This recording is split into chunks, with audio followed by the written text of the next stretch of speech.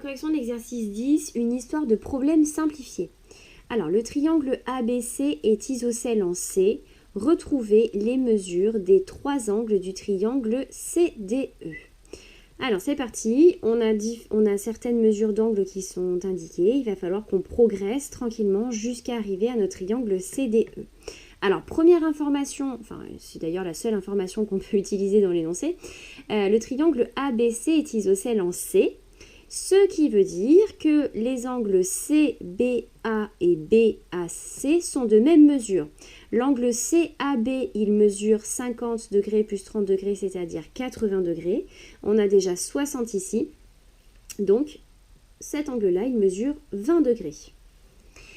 Toujours, si on travaille dans le triangle ABC, comme les deux angles à la base, eh bien, leur somme fait 160 degrés, 80 plus 80, 160. On sait que la somme des angles d'un triangle fait 180 degrés.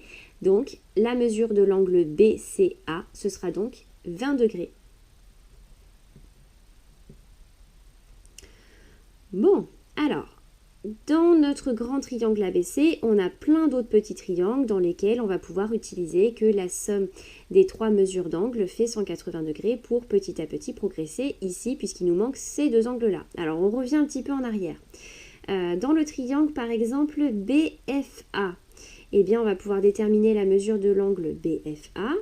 On a 60 degrés et 50 ici, ce qui fait 110 degrés.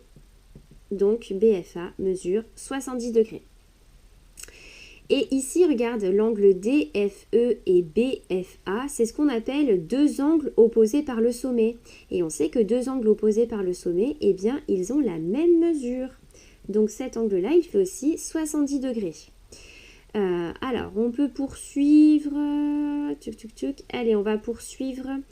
On va poursuivre. Allez, dans ce triangle-là, dans FDE. Dans FDE, on a 70 degrés plus 80 degrés, ce qui fait 150 degrés. Donc la mesure de l'angle FED, eh bien, c'est 30 degrés. Hop là.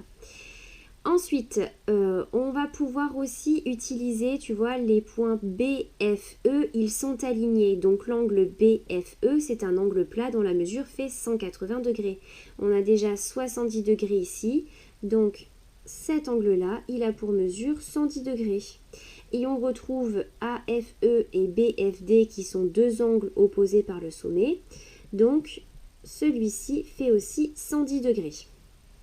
Alors, dans le triangle AFE, on va pouvoir en déduire la mesure de l'angle AEF. On a 110 degrés plus 30 degrés qui fait 140 degrés. Pour aller à 180 degrés, il nous manque 40 degrés. Donc, AEF, cet angle-là mesure 40 degrés.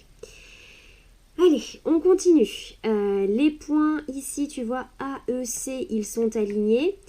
Donc l'angle AEC, c'est un angle plat dont la mesure fait 180 degrés. 40 degrés plus 30 degrés, on a 70 degrés.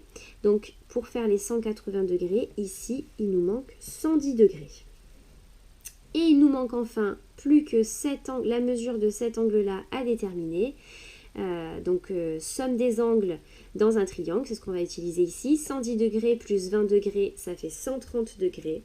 Pour faire les 180 degrés, ici, on aura donc 50 degrés. Et on a bien la mesure de nos trois angles du triangle CDE. Voilà, c'est terminé pour cet exercice.